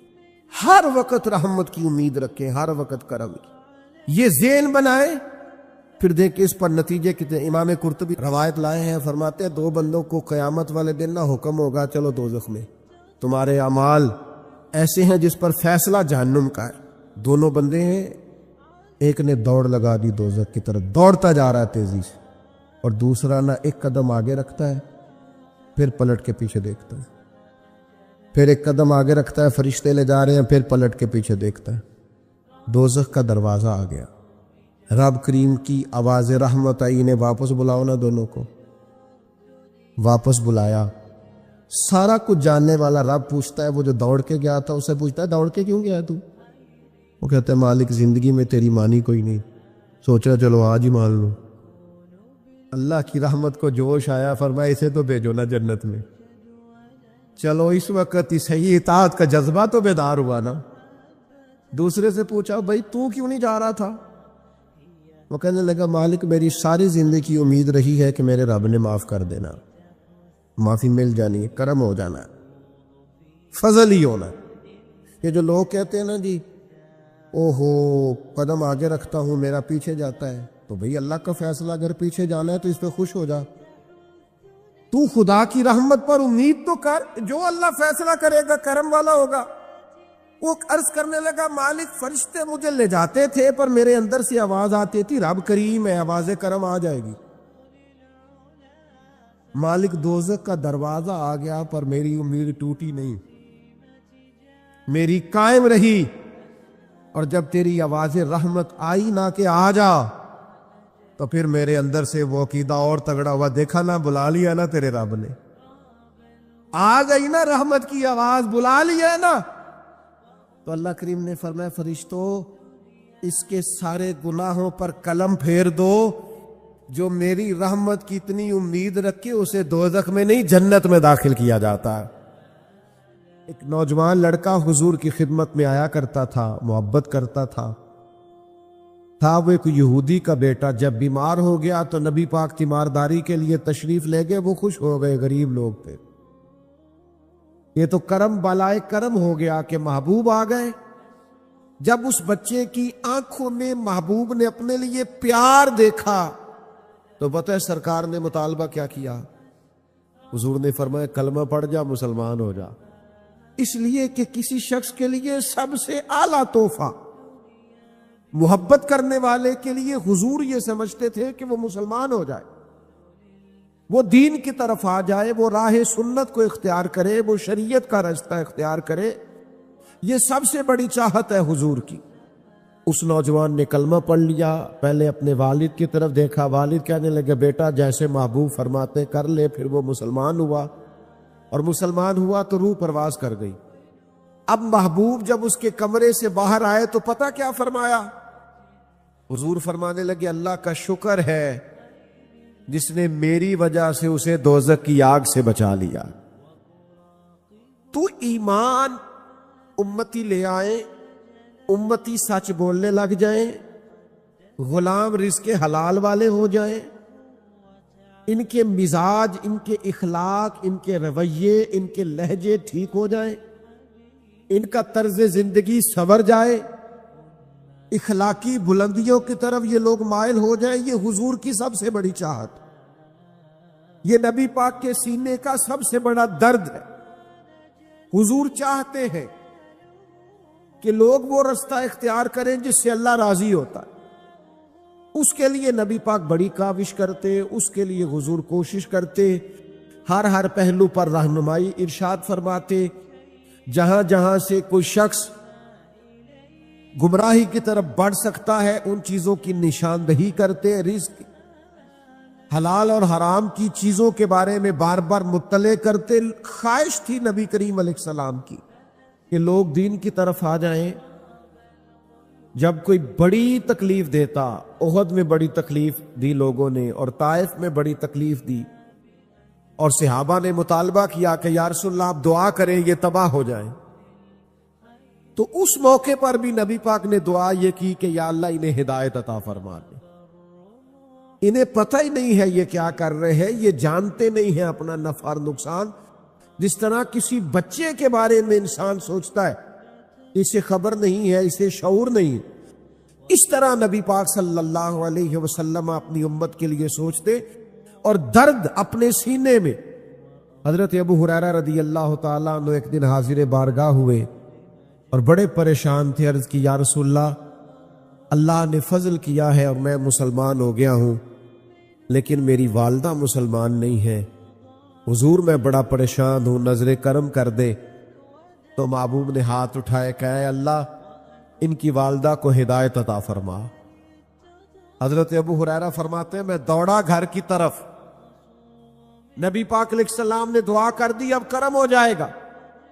فرماتے ہیں میں گھر کی طرف دوڑا، جا کے دروازے پہ دستک دی، اندر سے دروازہ بند تھا۔ میری والدہ کہنے لگی ذرا صبر کر، میں غسل کر رہی ہوں۔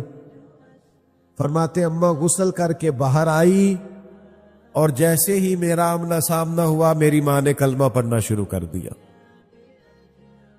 تو میرے عزیز، اخلاقیات کا سنور جانا، رویوں کا درست ہو جانا، لب و لہجے کے اندر حسن کا آ جانا، اخلاق کا نکھر جانا، یہ حضور چاہتے ہیں، نبی پاک کا مطالبہ ہے۔ تو یاد رکھیے گا جیسے جیسے امتی ہدایت کا رستہ اختیار کرتے، جیسے جیسے اخلاق کا رستہ اختیار کرتے، جیسے جیسے تقوی کا رستہ اختیار کرتے ہیں، ویسے ویسے نبی پاک راضی ہوتے، ویسے ویسے حضور علیہ السلام خوش ہوتے۔ دوسرا جو حضور کے سینہ نور میں بہت زیادہ درد تھا نا، وہ یہ تھا کہ میری امت پر احکامات آسان ہو۔ حضور نہیں چاہتے کہ امت پر سختی ہو، آزمائش ہو، آسان احکامات۔ حضرت سیدہ عائشہ صدیقہ رضی اللہ تعالی عنہ بیان فرماتی ہیں کہ اگر نبی پاک علیہ السلام کو اللہ کی طرف سے اختیار دیا جاتا نا کہ امت کے لیے یہ قبول کر لے یا یہ قبول کر لے، تو حضور وہ چیز قبول کیا کرتے تھے جو امت کے لیے آسان ہو۔ دیکھیں نا، چند دن حضور نے نماز تراویح پڑھائی اور پھر چھوڑ دی، فرمایا مستقل پڑھاتا رہا تو کہیں تم پر فرض نہ ہو جائے۔ اب وہ سنت شہری ہے، لیکن نبی پاک علیہ الصلوۃ والسلام نے اس لیے چھوڑ دی کہ کہیں ایک شخص نے پوچھا، سرکار نے فرمایا حج فرض ہے، اس نے پوچھا ہر سال فرض ہے، کریم خاموش ہو گئے، پھر پوچھا ہر سال فرض ہے، حضور خاموش ہو گئے۔ جب اس نے تیسری بار پوچھا تو فرمایا جو میں کہوں کر لیا کرو، اگر میرے منہ سے نکل جاتا ہر سال فرض ہے تو ہر سال فرض ہو جاتا، تمہیں تکلیف ہوتی۔ نبی کریم چاہتے ہیں آسان شریعت، آسان، لوگ مشکل میں نہ آئیں۔ حضور علیہ الصلوۃ والسلام آسانی چاہتے ہیں۔ حضور علیہ السلام نا وصلی روزے رکھا کرتے تھے، یعنی آج روزہ رکھا، کل پھر رکھ لیا، پرسوں پھر رکھ لیا۔ تو کوئی صحابہ نے بھی چاہا ہم بھی وصلی روزے رکھیں، مسلسل روزے رکھیں، تو بیمار ہو گئے، تکلیف ہو گئی، تو اللہ کے حبیب علیہ الصلوۃ والسلام کو پتہ چلا کہ انہوں نے بھی اسی طرح روزے رکھے ہیں، تو حضور فرمانے لگے ایکم مثلی، تم میں سے میری طرح کا کون ہے؟ میں تو اپنے رب کے پاس رات گزارتا ہوں، کھلا بھی دیتا ہے پلا بھی دیتا ہے، تم ایک دن روزہ رکھا کرو اور ایک دن چھوڑا کرو۔ پابندی لگائی، جب کچھ صحابہ نے عرض کیا تھا کہ ہم ہر روز رات کو نفل پڑھیں گے، ساری رات ہر روز نفلی روزے رکھیں گے، تو نبی کریم نے فرمایا نا بھائی، میں تم سب سے زیادہ اللہ کو جانتا ہوں، اور میں تم سب سے بڑھ کر رب سے ڈرتا ہوں۔ میں تو روزہ بھی رکھتا ہوں، افطار بھی کرتا ہوں، میں تو عبادت بھی کرتا ہوں، اور کچھ وقت رات کا آرام بھی کرتا ہوں۔ اللہ کے حبیب صلی اللہ تعالی علیہ وسلم آسان شریعت۔ بعض لوگوں کو ناراض نہ ہوئیے گا، ان کو نیکی کا بخار بھی چڑھ جاتا ہے معاذ اللہ۔ وہ ذرا سی باتوں پہ ناپتے تولتے پھرتے ہیں، اس نے یہ کیوں نہیں کیا، اس نے یہ کیوں نہیں کیا، یہ بیٹھا کیوں نہیں ڈھب سے، کھڑا کیوں نہیں ہوا ڈھب سے، یہ دیکھیں یہ فلاں کام اس نے۔ بعض مستحبات پر بھی اتنا زور دیتے ہیں، اتنا زور دیتے ہیں۔ خدا کے بندو، جب نبی پاک علیہ السلام نے کچھ چیزوں میں گنجائش دی ہے، جب سرکار نے بعض چیزوں میں امت کے لیے آسانی کی ہے، اور یہ حضور کے سینے کا درد ہے، یہ عزیز علیہ ما عنتم کی تفسیر ہے، تو پھر آپ بے جا سختی، بلا وجہ کی سختی، جو سختی شریعت میں نہیں ہے وہ سختی آپ کر رہے ہیں، اور اس کا نتیجہ ٹھیک نہیں نکلتا۔ بعض لوگ اتنا مشکل دین بیان کرتے ہیں، اتنا مشکل کہ وہ لوگ سمجھتے ہیں کہ یہ تو میرے بس کی بات ہی نہیں۔ یعنی میں نے بعض لوگوں کو دیکھا ہے کہ وہ ولی کی شان بھی اس طرح بیان کرتے ہیں کہ بس جی یہ ولی کر سکتا ہے، اس کے علاوہ کوئی نہیں کر سکتا، تو لوگ سمجھتے ہیں بھئی یہ تو بڑا مشکل کام ہے، کوئی داتا صاحب ہوگا تو یہ کام کرے گا، وہ خواجہ معین الدین ہی ہوں گے تو یہ کام کریں گے۔ وہ خدا کے بندو، وہی قرآن خواجہ صاحب پڑھتے ہیں وہی آپ پڑھتے ہیں، وہی داتا صاحب پڑھتے ہیں وہی آپ پڑھتے ہیں۔ نبوت کا دروازہ بند ہے، ولی تو قیامت تک ہو سکتے ہیں۔ تو ہم کیا کرتے ہیں کہ بعض چیزیں اتنی مشکل کر کے بیان کرتے، اور پھر ہمارے ہاں چونکہ کرامتوں کا بھی ایک سلسلہ چلتا ہے، تو وہ ایسی انوکھی کر کے بیان کی جاتی ہیں کہ وہ ماوراء العقل چیزیں چلی جاتی۔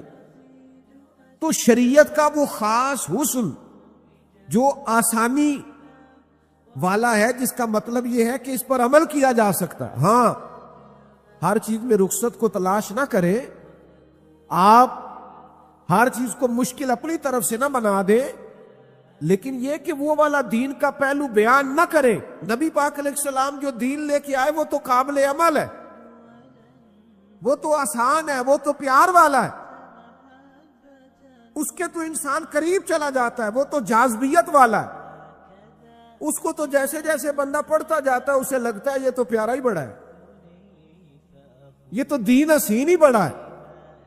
جیسے جیسے شریعت اسلامیہ کو انسان دیکھتا جاتا ہے، غور کرتا ہے، مطالعہ کرتا ہے، علم پاتا ہے، اسے احساس ہوتا جاتا ہے کہ یہ تو بڑا خوبصورت ہے، بڑا میٹھا ہے، بڑا قابل عمل ہے۔ ایک امام صاحب نماز پڑھاتے تھے لوگوں کو، یہ بخاری مسلم میں حدیث موجود ہے، نماز پڑھاتے تھے، لیکن بہت لمبی نماز پڑھاتے، بہت لمبی۔ اب کچھ بیچارے ایسے لوگ بھی ان کے پیچھے کھڑے ہوتے جو سارا دن اونٹ چراتے رہے، محنت مزدوری کرتے رہے، لیکن بہت لمبی نماز پڑھاتے، تو لوگوں نے آ کے شکایت کی۔ آپ نے بات کو سمجھنا ہے۔ آج تو لوگ طلباء پر پابندی لگا دیتے ہیں نا کہ پورا قرآن مجید پڑھنا، میری دکان پہ قرآن پڑھنے آئے ہو، ایصال ثواب کے لیے پڑھنے آئے تو سارا پڑھ کے اٹھنا۔ تو وہ بہت لمبی نماز پڑھاتے تھے۔ نبی پاک علیہ السلام کے حضور شکایت عرض کی گئی کہ یا رسول اللہ، ہم مزدور لوگ ہیں اور مزدوری کر کے آتے ہیں، اور یہ اتنی لمبی نماز پڑھاتے کہ وجود تھکتا ہے۔ نبی کریم علیہ السلام نے انہیں بلایا، اور صحیح حدیث میں موجود ہے کہ حضور ناراض ہوئے، اور ان لفظوں کے ساتھ ناراض ہوئے، فرمایا میں لوگوں کو دین کے قریب کرتا ہوں تو دور کرتا ہے۔ یعنی وہ پڑھا تو نماز ہی رہے تھے نا، سنا تو قرآن ہی رہے تھے، لیکن ہمارے ہاں بعض لوگوں نے دین اس طرح بیان کیا ہے، اور بعض لوگوں نے اس کا درزیادہ بعض مستحبات میں شدت کی ہے کہ لوگ پریشان ہو جاتے۔ تو حضور چاہتے ہیں کہ دین آسان، اس پر لوگ عمل کر سکے، اگرچہ یہ حضور ہی کا اختیار ہے آج ہمارا نہیں. لیکن آپ کبھی غور کریں نا، ایک شخص نے آ کے کہا تھا یا رسول اللہ میں 2 ہی نمازیں پڑھوں گا. اگر آپ کہتے ہیں تو میں کلمہ پڑھ لوں، اگرچہ اختیار یہ صرف حضور کا ہے، یہ چھٹی آج نہیں کوئی دے سکتا. حضور میں 2 ہی پڑھوں گا، تو میرے کریم فرمانے لگے تو 2 ہی پڑھنا، کلمہ تو پڑھنا، آ تو صحیح نا، قبول تو کرنا. شارحین حدیث نے لکھا ہے یہ جس نے کہا تھا نا 2 پڑھوں گا، پھر بعد میں یہ تہجد بھی پڑھا کرتا تھا. لیکن اس کو آنے تو دینا، اس کو پہنچنے تو دینا، قریب تو آنے دے. لیکن مزاجوں کی شدت، وہ بعض اوقات لوگ ہمیں بھی کہتے ہیں پیر صاحب وہ تسی فلانے مرید نو کہو نا ٹھیک ہو جائے فٹافٹ، یہ بھی کرے وہ بھی کرے. سب ہو سکتا ہے، آتے ہی کہا جا سکتا ہے کہ آپ میری طرح کی بہت بڑی پگڑی رکھ لیں، جبہ پہن لیں، سارے کام ہو سکتے ہیں. لیکن میرا یہ خیال ہے کہ دھیرے دھیرے آئے گا نا تو ذرا سوچ سمجھ کے آئے گا اور پکا ہو کے آئے گا. کئی دفعہ یکدم آتے ہیں تو جتنی زور سے گیند دیوار کو لگتی ہے پھر اتنی زور سے واپس لوٹ جاتی ہے. تو نبی پاک صلی اللہ تعالی علیہ وسلم یہ چاہتے ہیں کہ لوگوں کو آسانی دی جائے. آپ دیکھیے نا، شدید بھوک لگی ہو نا اور ادھر جماعت کھڑی ہے تو شریعت کہتی ہے پہلے روٹی کھا لے پھر نماز پڑھنا، تاکہ دل جمی سے تو پڑھ سکے. نبی پاک علیہ السلام کے بعض اعمال بڑے پسندیدہ ہیں، لیکن حضور فرماتے ہیں میرا دل بڑا کرتا ہے پر تمہیں تکلیف ہوگی، میں تم پر پابندی نہیں لگا. حضور فرماتے ہیں ہر وضو کے ساتھ مسواک ضروری قرار دینے کو دل چاہتا ہے. میرا دل چاہتا ہے کہ میں عشاء کی نماز دیر تک مؤخر کرنے کا لوگوں سے کہوں کہ رات کے آخری حصے میں جا کے پڑھیں، لیکن لوگوں کو دقت ہوگی، میں یہ نہیں کرتا. تو جب نبی پاک علیہ السلام آسان دین دیتے ہیں تو ہمیں بھی چاہیے اپنی نئی نوجوان نسل کو دین کی تعبیر اس طرح کی بتائیں کہ ان کا عمل کرنے کو دل کرے، قریب آنے کو دل کرے. آپ شریعت اسلامیہ کا کوئی ایسا زاویہ بیان نہ کریں جس سے لوگ سمجھے کہ نہیں یہ تو 1400 سال پہلے معاذ اللہ شاید عمل ہو سکتا تھا اور آج عمل نہیں ہو سکتا. تیسرا پہلو، نبی کریم صلی اللہ تعالی علیہ وآلہ وسلم کے سینے میں نا لوگوں کا غم، دنیاوی غم بھی ہے، ایمان اور ہدایت کا غم بھی حضور نے پالا ہے. شریعت آسان ہو یہ بھی نبی پاک کا غم ہے سینے کا، اور یہ بھی حضور کا غم ہے کہ لوگوں کے دنیاوی مسائل بھی ٹھیک ہو. یاد رکھیے گا اور اس کو سمجھ لیجئے گا بات کو کہ نبی پاک صلی اللہ تعالی علیہ وسلم عام معاملات کے اندر بھی، عام معاملات دیکھیے، حضور لوگوں کو مکہ مکرمہ سے مدینہ طیبہ لے کے آئے تو حضور سے بڑھ کر کوئی توکل کا سبق دینے والا نہیں ہے، اور صحابہ سے بڑھ کر کوئی صابر بھی نہیں، توکل کرنے والا بھی نہیں. لیکن جب لوگوں کو حضور مکہ مکرمہ سے مدینہ طیبہ لے کے آئے تو سب سے پہلے ان کی رہائش کا بندوبست کیا. مہاجرین سے کہا انہیں بھائی بھائی بناؤ، ان کی رہائش، ان کی خوراک، ان کے کاروبار، ان کی ساری چیزوں کا نبی پاک نے خیال رکھا، توجہ فرمائی. اور پھر نبی پاک علیہ السلام نے انہیں تبلیغ پر یا جہاد کی طرف متوجہ کیا جب تک لوگ گھر سے ہی سکھی نہ ہو، جب تک ان کے دنیاوی مسائل ہی حل نہ ہو. آپ یہ کیسے توقع کرتے ہیں کہ وہ کوئی دین کے کام میں پوری دلچسپی لے پائیں گے؟ میرے عزیز، نبی پاک علیہ السلام کے سینے میں یہ دکھ رہتا، یعنی حضرت ربیہ بن کعب نبی پاک کو وضو کراتے، خدمت کرتے، ڈیوٹی کرتے، تو وہ صرف وضو کراتے تھے. تو یہ نہیں فرمایا چلو کراتا ہے تو کراتا رہے، آج کل جو رواج ہے. حضور نے ان سے پوچھا آپ شادی کیوں نہیں کرتے؟ ایک شخص صرف اتنی ڈیوٹی کرتا ہے کہ وضو کراتا ہے، تو حضور یہ خیال کرتے ہیں کہ اس کا گھر بسنا چاہیے، اس کی زندگی کے سارے معاملات بہتر ہونے چاہیے. نبی کریم صلی اللہ تعالی علیہ وسلم نے فرمایا شادی کیوں نہیں کرتے؟ حضرت ربیہ بن کعب کہتے ہیں میں نے عرض کی حضور نہ کوئی کاروبار، نہ کوئی بڑا قبیلہ، نہ کوئی رنگ، نہ کوئی روپ، ہمیں کون رشتہ دے گا؟ فرماتے محبوب مسکرا دیے. اگلے دن پھر حضور نے پوچھا شادی کیوں نہیں کرتے؟ میں نے پھر عرض کی حضور نہ تو کوئی رنگ روپ ہے، نہ کوئی کاروبار ہے، نہ کوئی اونچا قبیلہ ہے، کون رشتہ دے گا؟ تیسرے دن پھر کریم نے فرمایا، تو میرے دل میں خیال آیا جب حضور جو فرماتے ہیں، جب نبی پاک فرماتے ہیں تو جو حضور کہہ دیں سانو قید سجن دا گہڑا ہے، وہ جینج رکھے ایسا اونج رہنا ہے، ٹھیک ہو گئی بات۔ اگر حضور فرماتے ہیں تو ختم ہے معاملہ۔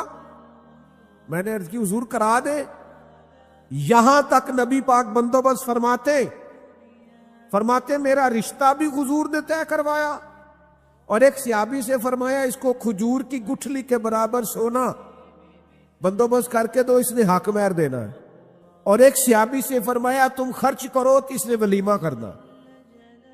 فرماتے ہیں میرے سارے انتظام ہی مجھے مدینے والے محبوب نے کرا کے دی۔ حضور دنیاوی مسائل کا بھی خیال کرتے میرے بھائی، ایک دوسرے کے دنیاوی چیزوں کا بھی خیال کریں، لوگوں کے معاشی مسائل کا بھی خیال کریں، دکھوں کا بھی خیال کریں۔ دیکھیں کس قدر نورانی طریقے سے آپ بیٹھے اور کہاں تک آپ کا اجتماع ہے۔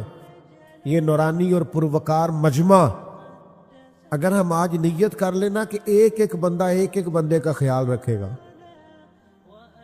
حضور نے فرمایا 2 کا کھانا ہو تو 3 کھا لیا کرو، اور 3 کا ہو تو 4۔ لیکن وہ مسئلہ یہ ہے کہ وہ ہمیں نا، جب تک تو ہم غریب ہوتے ہیں ہمارا خیال ہوتا ہے کہ اللہ پیسے دے گا تو انشاءاللہ میں فلاں فلاں غریب کا خیال کروں گا، لیکن جب پیسے آ جاتے ہیں نا پھر ہمیں گھر کے سامنے والا پلاٹ پسند آ جاتا ہے، پھر وہ ہمیں بڑی پریشانی ہوتی ہے کہ یہ مل جائے تو یہاں گاڑی کھڑی کیا کروں گا، سہولت ہو جائے۔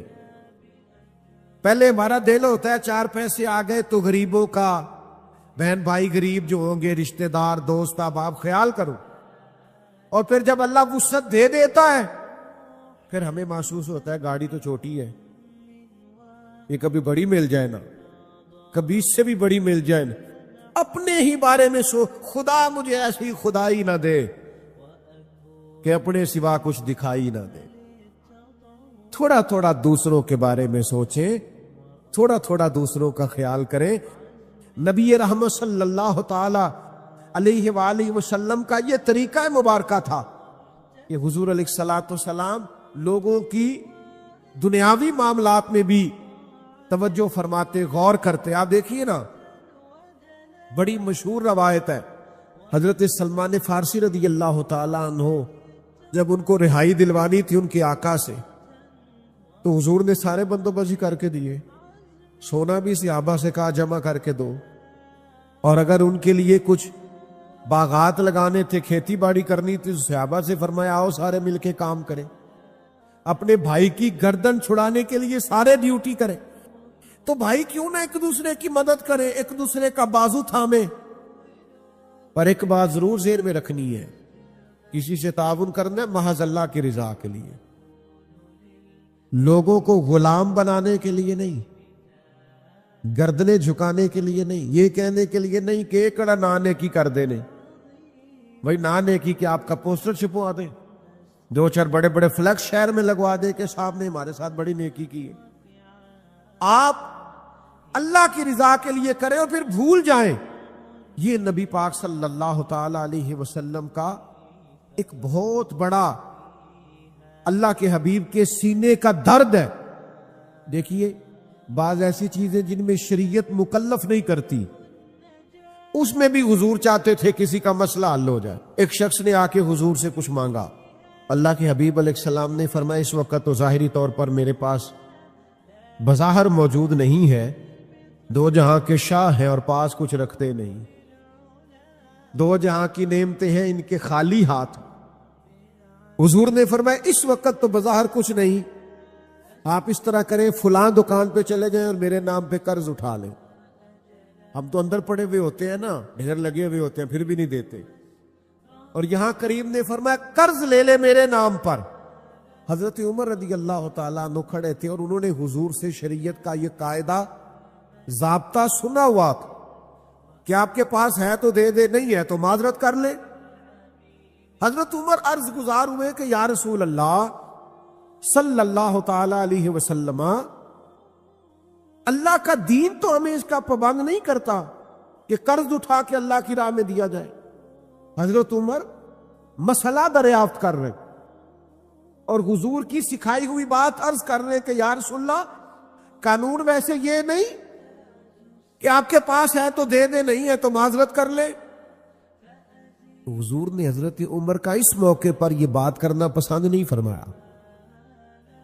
حضرت بلال عرض گزار ہوئے، یا رسول اللہ آپ بانٹیے، عرش کا مالک بڑا ہی عطا کرنے والا۔ حضور خوش ہو گئے، چہرہ مبارک اور زیادہ جگمگا اٹھا۔ کریم فرمانے لگے قرض لے لو میرے نام پر، یعنی قرض اٹھا کر بھی اگر کسی کی مدد کی جا سکتی ہے، اس کی ضرورت پوری کی جا سکتی ہے تو نبی کریم کرتے تھے۔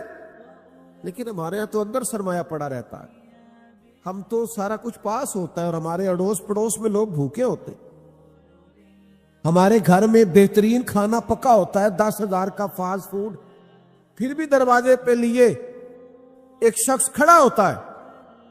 لیکن اسی گھر کے کونے کے اندر کچھ ایسے لوگ بھی ہوتے ہیں جنہوں نے شام اچار سے کھائی ہوتی ہے، لیکن ہمیں وہ نظر ہی نہیں آتے، دکھائی نہیں دیتے، توجہ ہی نہیں کرتے، ذہن ہی نہیں بنتا۔ میرے محبوب کا میلاد منانے کے لیے اتنی بڑی تعداد میں جمع ہونے والے حضور کے غلاموں، یار تھوڑا تھوڑا احساس ایک دوسرے کا پیدا کریں۔ دکھ بڑے بڑھ گئے ہیں، تکلیفیں بڑی بڑھ گئی ہیں، یہ سیلاب آیا ہے، غریبوں کی غریبی میں اور اضافہ ہو جائے۔ کسان جنہوں نے محنت کر کے فصلیں بوئی تھیں، نتیجے کا وقت آیا ہے تو وہاں پانی آ کھڑا ہوا ہے۔ جن کا سارا گزارا جانوروں پہ ہوتا تھا، ان کے جانور بہہ گئے، انہوں نے اپنی آنکھوں سے بہتے ہوئے دیکھے، اور کچے میرے مکان کی دیوار کیا گری، لوگوں نے میرے صحن میں رستے بنا لیے۔ حالات اور ہو گئے، آزمائش بڑھ گئی، دکھ بڑھ گئے، تکلیفیں بڑھ گئی۔ تھوڑی دیر خبریں چلیں گی، تھوڑی دیر تبصرے ہوں گے، تھوڑی دیر غور کیا جائے گا کہ آخر پانی کیوں آیا، پھر اس پر بھی ٹی ویوں پہ ڈبیٹ ہوگی کہ آئندہ کیسے روکا جائے۔ لیکن وہ جو بچے لے کے سڑک پہ آ گئے، ان کو کل کو وہ سارا کچھ خود سے کرنا ہے۔ ان کی آزمائش بڑھ گئی، انہوں نے بڑی مشکل سے کچھ گھروندے کھڑے کیے تھے، لیکن وہ بہہ گئے تنکوں کی طرح۔ تھوڑا تھوڑا دکھ بانٹنا شروع کرے، تھوڑا تھوڑا خیال رکھنا شروع کرے، تھوڑا تھوڑا ایک دوسرے کا احساس کرنا شروع کرے، تھوڑا تھوڑا درد بانٹنا شروع کرے، اندر سرمایہ رکھ کے، اندر چیزوں کو رکھ کے۔ کس طرح ہماری طبیعت یہ چاہتی ہے، ہم نے ساری زندگی لوگوں کو راضی کرنے میں گزار دی، ساری زندگی بڑھاپا آ گیا بچوں کو پالتے، اور بچوں نے آخری عمر میں کہہ دیا ابا اگر کوئی ڈھب کا کام کر لیتے تو آج ہمارے دن بھی پھر نہ جاتے۔ ساری زندگی گزار دی بہن بھائیوں کو راضی کرنے میں، ساری زندگی گزار دی ذمہ داریاں اٹھانے میں، ان کو 99 دفعہ دیا، ایک دفعہ نہیں دیا تو انہوں نے کہہ دیا تو نے تو کبھی دیا ہی نہیں، تو تھا ہی نہیں۔ ساری زندگی محلے داروں، علاقے والوں کو راضی کرنے میں گزار دی۔ اور میں نے ایسے لوگ بھی دیکھے دین کے لیے وقت گزارا، لیکن جب بڑھاپے میں دانت کام نہ کرتے تھے تو وقت کے مفتیوں کو بھی مسجدوں کی کمیٹیوں نے کہہ دیا اب آپ کی سمجھ نہیں آتی، ہم نے خطیب کو یور رکھنا ہے، نہ دیکھو دنیا کی طرف، دنیا رلا دیتی ہے، نہ راضی کرو بندوں کو، بندے تھکا دیتے، نہ پیچھے بھاگو ہر وقت دنیا داروں کے، یہ انسان کو کمزور کر دیتے ہیں۔ وہ تو کریم ہی بڑا ہے، 2 آنسو زمین پر بعد میں گرتے ہیں، بندے کے گناہ سارے پہلے معاف فرما دیتا ہے۔ اللہ کی مدد کا حصول، اپنے مالک کی مدد کی طرف بڑھنا، آپ کو بدر کی جنگ بھی یہی درس دے گی، آپ کو احد کا میدان بھی یہی سبق دے گا، فتح مکہ بھی یہی سبق دے گا۔ میرے دوستو، جب رب مدد فرمائے، جب اللہ مددگار بنے، دوستوں سے ایک بات اکثر کرتا ہوں، میں کہتا ہوں کہ جتنے درد سے آپ امیر کو اپنی کہانی سناتے ہیں نا، اور جس طرح آپ کے آنسو بات کرنے سے پہلے گر جاتے ہیں کہ غریب ہیں، بچیاں ہیں، کاروبار نہیں، او میرے سنگیو، اس سے آدھے آنسو اپنے رب کی بارگاہ میں بکھیرو، اس کے حضور عرض گزار ہو جاؤ، اس سے طلب کرو۔ ایک وقت انسان پر زندگی میں ایسا آتا ہے کہ اسے یوں محسوس ہوتا ہے کہ میرا سایہ بھی طرح سے پیچھے ہٹ گیا ہے، اسے یوں لگتا ہے کہ میں کسی سہارے پہ ہاتھ ڈالتا ہوں تو وہ بھاگ جاتا ہے مجھ سے۔ لیکن مالک کی بارگاہ ایسی عظیم بارگاہ ہے، رب رسول کے آستانے اتنے بڑے ہیں کہ آپ جب وہاں کشکول طلب دراز کرتے ہیں تو جھولی پھیلانے میں دیر لگتی ہے، ان کو بھرنے میں تو کوئی دیر نہیں لگتی۔ ہم نے اپنا سوچ کا قبلہ ہی دنیا کو بنا لیا ہے۔ یہ جو اللہ والوں کی مدد ہے یہ تو ہے نہیں، اللہ ہی کی مدد ہے، لیکن یہ جو سیٹھوں کی طرف توجہ کرنا، نوابوں کی طرف توجہ کرنا، دنیا داروں کی طرف توجہ کرنا اور اپنا مزاج اس طرح کا بنا لینا، یارو گردن کو جھکا دیتا ہے خیرات کا پتھر، جہاں میں مانگنے والوں کے سر کبھی اونچے نہیں ہوتے۔ اور اقبال کہتے ہیں غیرت ہے بڑی چیز جہانے تگ و دو میں، پہناتی ہے یہ فقر کو تاج سردارا۔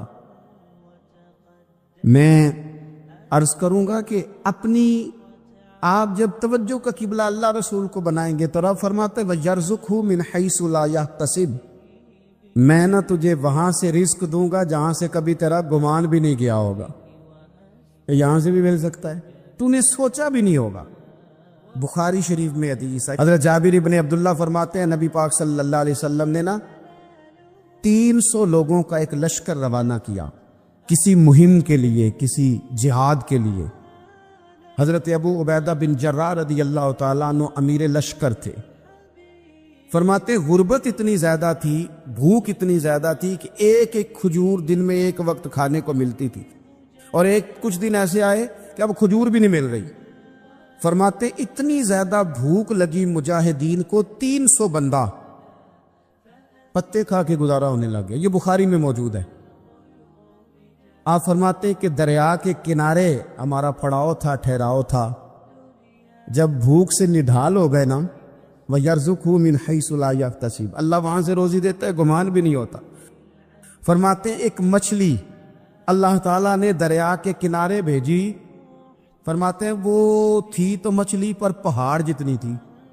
بخاری میں لفظ ہیں، حضرت جابر ابن عبداللہ رضی اللہ تعالیٰ عنہ فرماتے ہیں 300 آدمی 18 دن تک اس مچھلی کو کھاتے رہے، مچھلی ختم ہی نہیں ہوئی۔ مچھلیاں نہیں، مچھلی کہتے ہیں 18 دن 300 بندہ کھاتا رہا، مچھلی ختم ہی نہیں ہوئی۔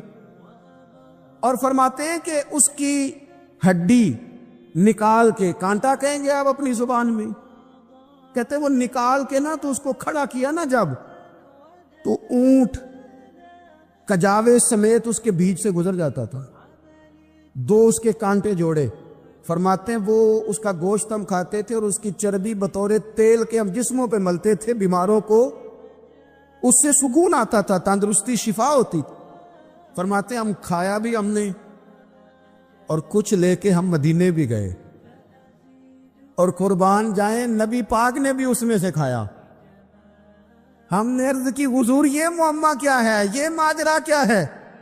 تو محبوب نے فرمایا تمہارے پاس غذا نہیں تھی، رب نے تمہارے لیے بندوبست کیا ہے، اللہ نے تمہیں دیا ہے۔ مکان شروع کر لیا، ایک صاحب نے مکان بنانے لگے، آپ وہ حساب لگا رہے ہیں، کہتے ہیں میرے پاس اتنے پیسے ہیں، اتنے میں نے فلانے دوست سے کہنے اس نے دے دینے، اتنے فلانے رشتہ دار سے کہنا اس نے دے دینے، اتنے فلانے سے کہنا اس نے دے دینے۔ یہ ساری کاپی بنا کے مکان شروع کر لیا۔ جو روز کہتا تھا نا کوئی حکم ہو جاتے دسی، سب سے پہلے اس کو کہا میاں پیسے چاہیے دن، وہ کہندا ہو کل ہی منڈا ٹوریا ہے، کہدے تو پرسوں 10 داتے لب جانے سن۔ میں آپ کو اپنے تجربے کی بات بتا رہا ہوں۔ جن لوگوں کا خیال ہوتا ہے نا کہ آپ سٹارٹ کریں فلانا کام، ہم آپ کے ساتھ ہیں، اللہ کا ہی کوئی نظام ہے، وہ بالکل بھی نہیں ساتھ ہوتے۔ لیکن ایسا نہیں ہے کہ کوئی ساتھ نہیں ہوتا، اللہ تعالیٰ بڑے اسباب پیدا کرتا ہے، وہاں سے دیتا ہے جہاں سے گمان بھی۔ ہمارا یہ ذہن بن جاتا ہے ہم ساری اپنے حساب سے چلتے، اتنے رشتہ داروں سے، اتنے کون آپ کے ساتھ چلے گا، سوال ہی نہیں پیدا ہوتا۔ یہ سارے کام چھوڑ کے سب سے پہلے 2 رکعتیں پڑھو، اپنے رب کی بارگاہ میں، رسول کائنات کی بارگاہ میں گزارشات اور استغاثے پیش کرو، وہاں سے خیر طلب کرو۔ دنیا دار کیا دیں گے، کیا دے سکتے ہیں، کیا حیثیت ہوتی ہے کسی؟ اللہ کہتا ہے وہاں سے دوں گا۔ تو جو اللہ مال دے وہ لینا چاہیے کہ رشتہ داروں کا مال دیکھنا چاہیے؟ جو اللہ دے وہ لینا چاہیے کہ سیٹھوں نوابوں کی جیبیں دیکھنی چاہیے؟ جو اللہ دے وہ قبول کرنا چاہیے یا دیکھنا چاہیے کون سا آدمی کہاں پہنچ گیا؟ چھوڑو، اپنی مٹی پہ چلنے کا سلیقہ سیکھو۔ کسی کے سنگ مرمر پہ چلو گے تو پھسل جاؤ گے، پھسل جا۔ اس پر ایک اور بات عرض کر دوں، صحیح بخاری سے، مسلم سے ایک اور بات۔ کچھ چیزیں ایسی ہیں جن سے اللہ کی مدد آتی ہے، مدد ملتی ہے۔ ایک چیز ان میں سے ایسی ہے جس سے بہت مدد نازل ہوتی، وہ ہے کہ جب رب آپ کو دے نا تو پھر آپ بھی اس کے رستے میں دیں، پھر مدد آتی ہے، پھر اور آتا ہے۔ بخاری مسلم میں حدیث ہے، یہ زیادہ ہی توجہ طلب امر ہے، اس پر آپ غور کریں گے۔ حضرت ابو ہریرہ فرماتے ہیں کہ نبی پاک علیہ السلام نے فرمایا ایک شخص نے بادلوں کے اندر سے آواز سنی کہ فلاں آدمی کا کھیت اور باغ خشک ہو گیا ہے، وہاں برسو اور اس کے کھیت کو سیراب کرو۔ وہ بڑا حیران ہوا کہ بادل سے آواز آ رہی۔ پھر اس نے دیکھا کہ ایک پہاڑی پر بارش ہوئی، وہ بادل وہاں برسا، پھر نالیوں سے ہوتا ہوا پانی ایک طرف چلا۔ تو جس نے آواز سنی تھی، حضور بیان کر رہے ہیں، وہ بھی پیچھے پیچھے چلا کہ پانی کدھر جا رہا ہے۔ اس نے جا کے دیکھا کہ ایک مقام پہ ایک باغ کو وہ پانی لگ رہا ہے اور ایک آدمی وہ پانی لگا رہا ہے۔ اس نے اس سے پوچھا تیرا نام کیا ہے؟ اس نے کہا کیوں؟ کہنے لگا بتا نا۔ اس نے نام بتایا تو کہنے لگا یہی تو وہ نام ہے جو میں نے بادلوں کے اندر سے سنا ہے کہ فلاں کے کھیت کو پانی دے دو۔ اس نے کہا یار تو کیا عمل کرتا ہے کہ اسپیشل تیرے لیے بارش برسے؟ یہ بخاری پڑھ رہا ہوں، سیاستہ سے حدیث عرض کر رہا ہوں۔ اس سے پوچھا تو کیا کام کرتا ہے کہ جناب اللہ تبارک و تعالیٰ کا حکم کرم آیا کہ خاص تیرے لیے پانی برسے اور تیرے کھیت کو سیراب کرے؟ تو اس نے کہا چھوٹا ذمہ دار ہوں، پر جب فصل اگتی ہے تو 3 حصے کرتا ہوں، ایک حصہ اپنے بال بچوں پہ، بہن بھائیوں پہ خرچ کرتا ہوں، ایک حصہ پورا، اور ایک حصہ دوبارہ کاشتکاری پہ لگاتا ہوں، اور تیسرا حصہ خالص میں نے مسکینوں، یتیموں اور غریبوں کے لیے رکھا ہوا ہے۔ وہ جو تیسرا حصہ، اللہ کرے آپ سمجھے، وہ رب کے بندوں پہ تیسرا حصہ خرچ کرتا ہے نا، تو کریم مالک نے فرمایا جہاں سے غریب کا حصہ جاتا ہے وہ کھیت خشک نہیں رہنا چاہیے، وہ جہاں سے مسکین روٹی کھاتے ہیں وہ خشک نہ رہے، جہاں سے یتیموں کو کچھ آتا ہے کہیں اس کی فصل رہ نہ جائے۔ میں اور آپ بھی اگر اپنے مال میں مسکینوں، یتیموں، غریبوں کے حصے رکھ لیں گے تو فصلیں خشک نہیں رہیں گی، ان کے اندر تازگی آئے گی، نور آئے گا، کرم آئے گا، خاص کر خدا کی رحمت برسے گی۔ مدد اللہ سے چاہیں، اپنی توجہات کا مرکز رب رسول کی ذات کو بنائیں، پھر آپ محسوس کریں گے کہ بڑی جلدی اللہ تعالیٰ کی مدد آنے لگی ہے۔ کبھی آپ صرف کہہ دیں نا میرا رب میرے ساتھ ہے، اس لفظ میں اتنی طاقت ہے کہ دشمن ویسے زہر ہو جاتا ہے۔ زندگی میں کسی سے بھی لڑائی ہو اچھی طرح سوچ لیں کہ اللہ اس طرف ہے یا اس طرف ہے۔ اگر آپ زیادتی پہ ہیں تو پھر رب مظلوم کی جانب ہے۔ اگر اللہ کی مدد آپ کے ساتھ ہے تو دنیا کی کوئی طاقت آپ کو گرا نہیں سکتی، اور اگر آپ مظلوم کے مقابلے میں ظالم بن کے آپ کھڑے ہو گئے ہیں اور آپ نے رویہ وہ اختیار کیا ہے کہ جس میں مدد نہیں آئے گی، تو پھر یاد رکھ لیں کہ آپ کوئی بھی ہیں، کہاں بھی ہیں۔